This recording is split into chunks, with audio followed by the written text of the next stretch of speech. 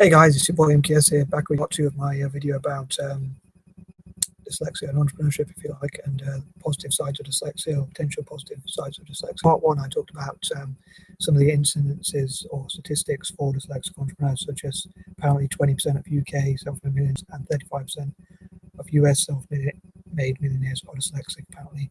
And I'm sure many business people who are obviously millionaires, but still business people who have done fairly well are dyslexic, and even some billionaires are probably dyslexic as well on the other side of things. So I hope to encourage people across Asia, Asian nations, politicians, teachers, parents, and whoever else that if they encourage dyslexics, who knows what they can achieve, and hopefully can benefit the economies of those nations. And if they don't have the same number as the US or other nations have, then maybe they're missing out on potential entrepreneurs by putting them down or telling them they're not good enough because they're not academic. So anyway, you can check out some of this info yourself if you want.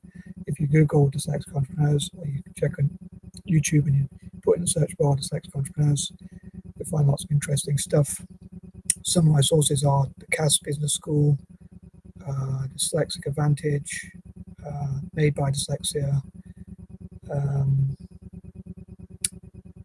and many others like that, the Yale Center for Dyslexia and Creativity, and many others. So anyway, I probably should have wrote down the list of entrepreneurs, so I hope I don't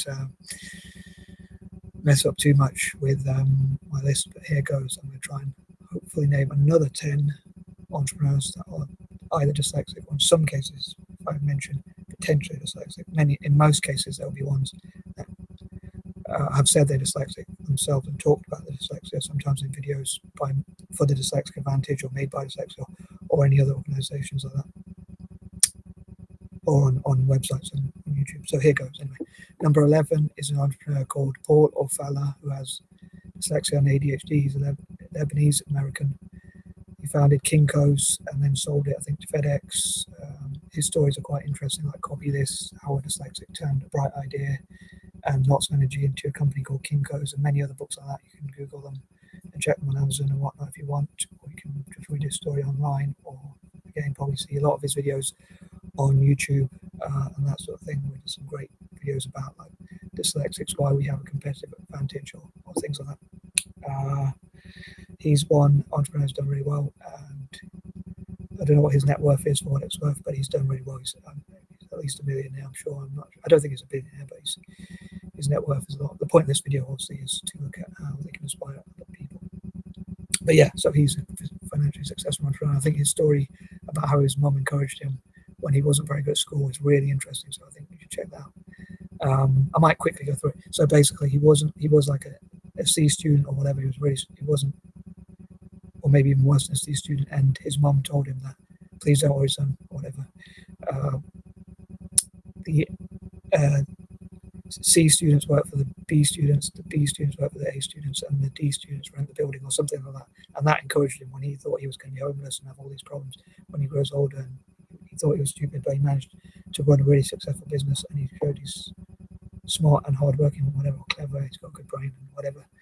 And I'm sure many people would love to have a brain like that and run businesses, although I'm sure there's a lot of hard work involved, so probably not everyone will want to put the effort in. But anyway, so he's a successful entrepreneur. Please check out his story if you're interested, and hopefully it'll inspire you, especially if you're dyslexic. I hope to hear, I was going to say, actually, I forgot to say in the intro, if you are, could have said this at the end of the video. Maybe I'll save it for the end of the video, so please check out, so I'll ask those sorts of questions at the end. Anyway, number 12, John Chambers, founder of Cisco. Again, I think he's got some great stories. I'll let you check those out yourself this time. But again, he was saying that he thinks 25% of CEOs have dyslexia or some form of learning disability, but many are too shy to talk about it, or think it's a negative thing, so they're ashamed to talk about it. But if more like Richard Branson and people like that talk about it, I think it would be really good to inspire more people. And there's people like Douglas Merrill, I think his name is, who's a good business person as well. Number 13, now this one are people who are speculated to be dyslexic for whatever reason. I don't know if they are. They've never said they are, as far as I'm aware, but many people, or a few people at least, speculate they might be dyslexic. People like even Bill Gates, believe it or not, or Warren Buffett, Carlos Slim Eliu Hadji, or his name is, from Mexico, one of the richest people in the world. I'm not sure if they're dyslexic, but I thought I'd include that just in case. And who knows, maybe many people are dyslexic without realizing, or don't want to mention it, like Jack Ma might be dyslexic because he was an average student and he's done really well. I don't know, but I shouldn't perhaps say ones that may or may not be dyslexic. But many people say they're dyslexic. I think it would be interesting to find out if they really were, or if they did a test, or whatever. But I heard that many of these people are good at academically, so they possibly weren't dyslexic, or I don't know what evidence there would be to say they were or are. Number 14, Nathan Stuke. I hope I'm pronouncing these names right. My pronunciation is not that great, but he was on the Dyslexic Advantage along with Steve Walker. Number 15, Steve Walker.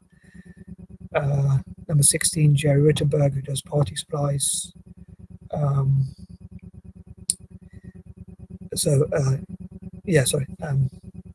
was number 16, I believe.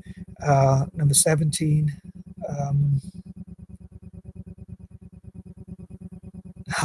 I've lost my train of thought. Sorry. There were many in the Dyslexic Advantage, like David Hornick, who does like venture capitalism, and he invests in businesses. Well, I suppose he's an investor, so you could probably class that as a business person. Number 18, there were many investors in business people, venture capitalists, or at least a couple of them, and young entrepreneurs in the Dyslexic Advantage video. So if you check that out, you'll see many others. Number 19, I'm clutching at straws here, but as I say, if you are a dyslexic business person, especially if you're Asian, please share your story as well, so I can have more that I can add to the list. And I'm going to share a link below about dyslexic entrepreneurs, 30 people who are said to be dyslexic entrepreneurs. I don't know if this list is accurate, but I'll share it anyway. And there is also, I'll finish off on this point, number 20. There's also a list of 22 supposedly dyslexic billionaires. I don't know how accurate the list is, but I might share that as well underneath once I've shared the first link. So one I'll probably put in the description, and the other one I'll probably put in the comments section. So I always have a terrible feeling when I've done this list that I'm going to mess up, or that I've miscounted somewhere along the line. But I think that covered about 20 altogether, or 10 in this list, and 10 previously. So please let me know how you think I did, or if I made any mistakes, or I left anyone out, or I could include anyone else.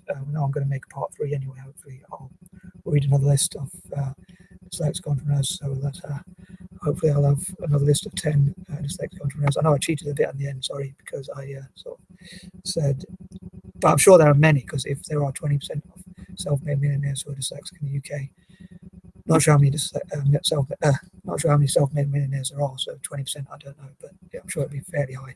I'm sure it'd be more than 30 people, and 35% in the US. So I'm sure there are many, and maybe even in Asia and Africa and places like that. But if more come out of the woodwork, so to speak, and come out and tell the story, then I think it'll hopefully inspire many more people. And again, if you're a dyslexic entrepreneur, especially of Asian descent, and in particular in Asia itself, or even around the world, if you're a dyslexic business person of Asian descent, maybe like your family or teachers or parents or no one else believed in you and you proved them wrong, please share any of your inspiring stories, how you built your business, or what sort of business you build, and whether you'd be prepared to go to Asia to mentor especially young children with dyslexia. And I hope to connect with Dyslexia Malaysia, or whatever I don't know if the actual organisation is called Dyslexia Malaysia, or whatever organisations deal with dyslexia in Malaysia.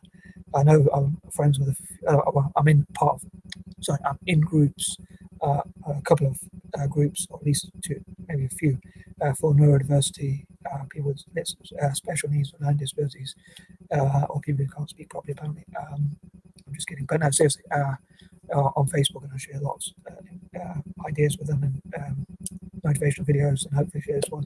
I'm hopefully going to share this one, if not today, then or tonight, then ASAP. Sorry, I'm waffling here, but so I hope to connect with them and share information, encourage people to go and mentor there and share stationery, and like free paper, coloured paper for them to draw, and especially ones from poorer backgrounds, and possibly look at how they can get funding.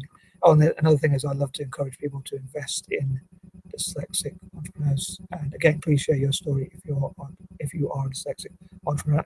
Again, especially of Asian background or descent, or part Asian like myself, and Strick or from Asia especially. Thanks. Peace and love.